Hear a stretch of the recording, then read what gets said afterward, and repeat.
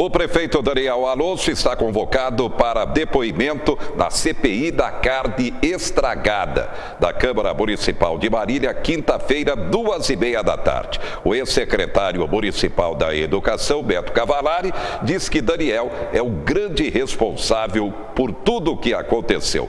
8 toneladas de carne para a merenda escolar que foram compradas sem que na cozinha piloto houvesse local adequado para a conservação. Tudo se estragou e foi jogado fora. Depoimento, então, da quinta-feira. Na quarta, vai haver o depoimento de Levi Gomes, o secretário municipal da Fazenda, e também depoimento do ex-secretário da Administração, José Alcides Fadeco. O Ministério Público também está investigando o escândalo da carne estragada. O inverno começa dia 21. A preocupação em relação às consequências das doenças provocadas pelo frio. Uma delas, a asma. Inspirar, expirar. O ato pode ser fácil para a maioria das pessoas, mas para quem tem asma não é bem assim. Argemiro conta que sofre com a doença há mais de 20 anos. Falta de ar, tosse e chiado no peito são os principais sintomas dessa inflamação crônica das vias respiratórias.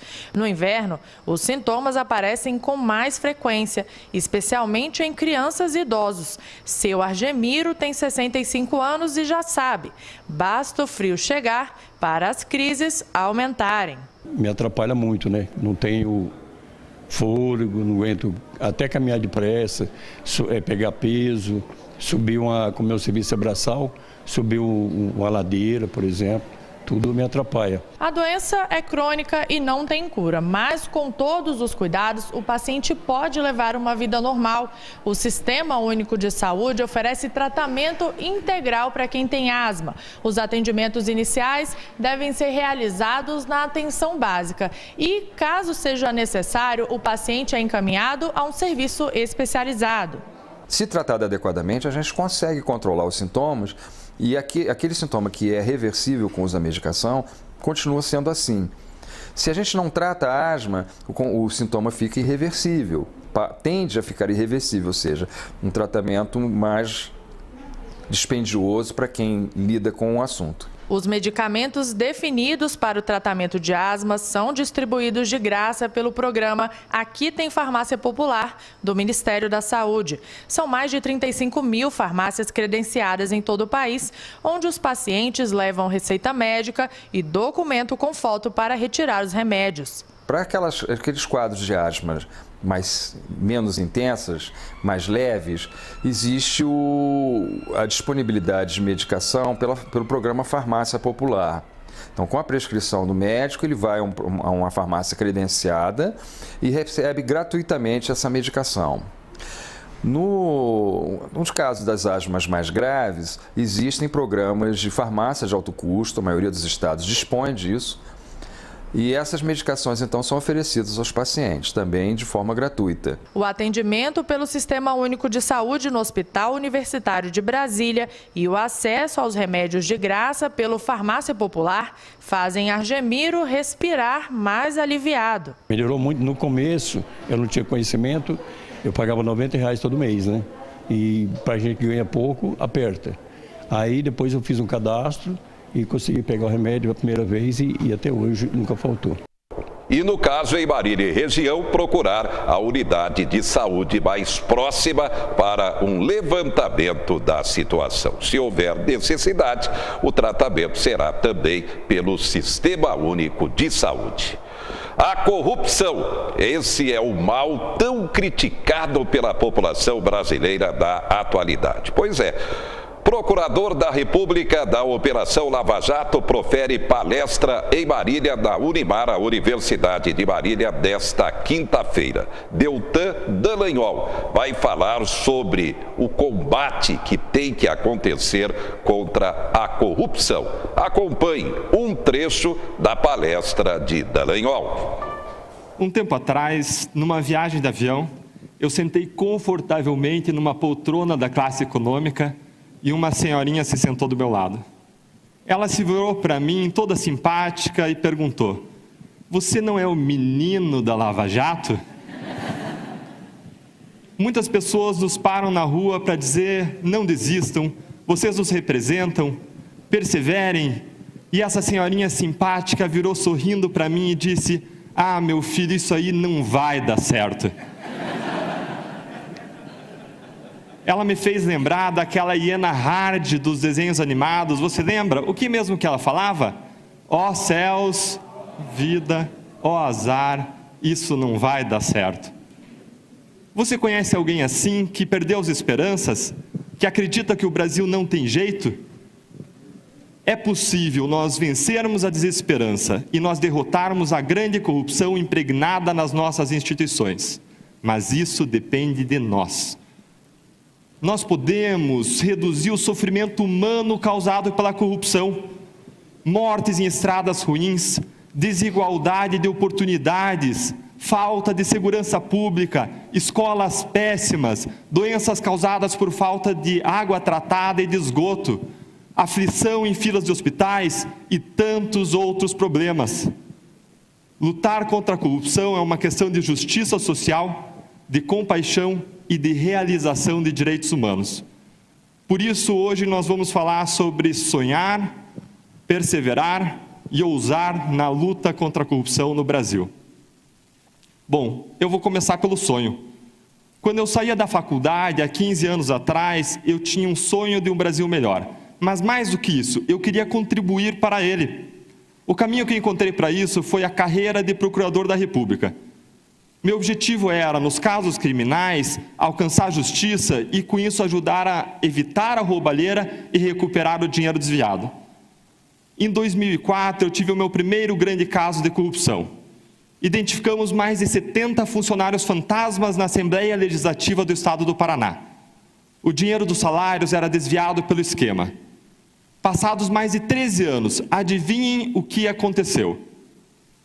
Nenhuma pessoa foi punida e nenhum centavo foi recuperado. Um ano depois, em 2005, eu passei a trabalhar no caso Banestado. Acusamos mais de 680 pessoas por crimes graves. Sabem quantas foram presas? Pouco mais de 10, menos de 2%. Em seguida, num novo caso, réus foram condenados, inclusive por corrupção, a penas que superaram 40 anos de prisão. Agora tudo seria diferente. Contudo, em 2016, os processos todos tinham ido por água abaixo por questões puramente formais. A minha história é parecida com a do Brasil num ponto. É uma história de fracassos na luta contra a corrupção. Um estudo mostra que 97 a cada 100 casos de corrupção comprovada acabam em plena impunidade. As engrenagens do sistema de justiça criminal estão concatenadas, ajustadas para não funcionar contra os poderosos. Foi nesse contexto que no início de 2014 eu fui convidado para entrar na Lava Jato. Um caso até então desconhecido, que era apenas uma montanha de trabalho. Como vocês veem, eu tinha várias razões para dizer não. Afinal de contas, nada que eu tinha feito até então tinha adiantado alguma coisa. Na vida, todos nós teremos frustrações correndo atrás dos nossos sonhos. Muitas vezes você não decide o que acontece com você, mas você decide a sua atitude diante do que acontece com você. Diante dessas frustrações, eu poderia amargar e desistir. Mas eu decidi não desistir. Eu decidi perseverar e aceitei o convite. Isso me deu o privilégio de fazer parte de uma grande equipe de agentes públicos que decidiu ousar por meio de um novo modelo de investigação. Com o trabalho inovador dessa equipe, o apoio da sociedade e uma série de sortes, foi possível avançar contra a corrupção e revelar um imenso esquema criminoso. Como esse esquema funcionava? Grandes empresas se articularam para inflar contratos bilionários com a Petrobras.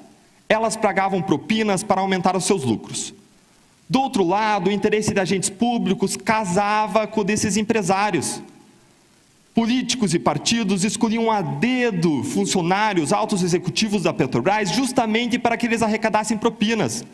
O suborno Tá aí, esse é um trecho da palestra de Deltan Dallagnol, procurador da República, que estará em Marília desta quinta-feira proferindo sua palestra sobre o combate à corrupção na Unimar, a Universidade de Marília. Realmente uma palestra muito, mas muito concorrida mesmo. E é claro, ele vai ser também muito procurado pela imprensa para falar sobre o tema. Destaques do momento. Seleção brasileira, depois do empate decepcionante na Copa da Rússia, 1-1 com a Suíça, seleção volta aos treinos nesta terça-feira. Na sexta, 9 da manhã, Brasil e Costa Rica, só a vitória interessa. Organização Mundial da Saúde retira a transexualidade da lista de doenças e transtornos mentais. Mais um caso de suicídio em Marília, o 9º deste ano. Dessa vez, um homem de 41 anos, morador da Zona Sul de Marília, que se enforcou. É aquilo que a gente tem alertado, já debatemos o tema aqui, a depressão é doença, a família tem que procurar a ajuda médica antes que seja tarde demais. Vacinação contra a febre amarela será ampliada em todo o estado de São Paulo. Jovens bebendo álcool cada vez mais cedo, constata uma pesquisa. Os destaques do momento. Bem, combater o cigarro não está fácil, combater o vício mais complicado ainda, e uma informação importante que você, fumante, precisa saber. O cigarro eletrônico é proibido no Brasil. O vício começou cedo para a Ágata. Fumante desde os 12 anos, conseguiu ficar um período sem o cigarro. Mas a vontade de fumar era maior e, para tentar diminuir os incômodos do tabaco, optou pelo cigarro eletrônico, apesar de ser proibido no Brasil. Eu gosto de fumar, não queria ter parado. Aí eu falei, esse daqui acho que dá para fumar, né? Não fica cheiro, não vai ficar incomodando as pessoas. É gostoso, que tem um saborzinho de maçã. O uso do cigarro eletrônico tem se tornado um problema de saúde pública nos países onde a venda é permitida. A Sociedade Americana do Câncer estima que entre os anos 2000 e 2010 houve um aumento nas vendas de derivados do tabaco de 59%. No Brasil, o produto é proibido pela Anvisa desde 2009. O cigarro eletrônico funciona com um líquido que pode ou não conter nicotina. E é aí que está o problema. Mesmo livre das substâncias altamente cancerígenas liberadas com a queima do cigarro convencional, é a nicotina que causa a dependência. Ele vai para o eletrônico achando que está consumindo menos nicotina e não está. A quantidade de nicotina é exatamente a mesma, ou seja, o que o cérebro precisa é de nicotina. Então o indivíduo muda a maneira de fumar, mas mantém os níveis de dependência muito elevados. A gente não sabe qual o impacto disso na saúde, porque existem elementos, né, em menor concentração que no cigarro convencional, mas são elementos que causam doenças, estão relacionados à doença pulmonar, ao câncer e à doença cardiovascular. Na medida que você tem nicotina em alta concentração, você aumenta o risco de infarto, angina, porque a nicotina aumenta a pressão arterial, aumenta a frequência cardíaca, risco de arritmia.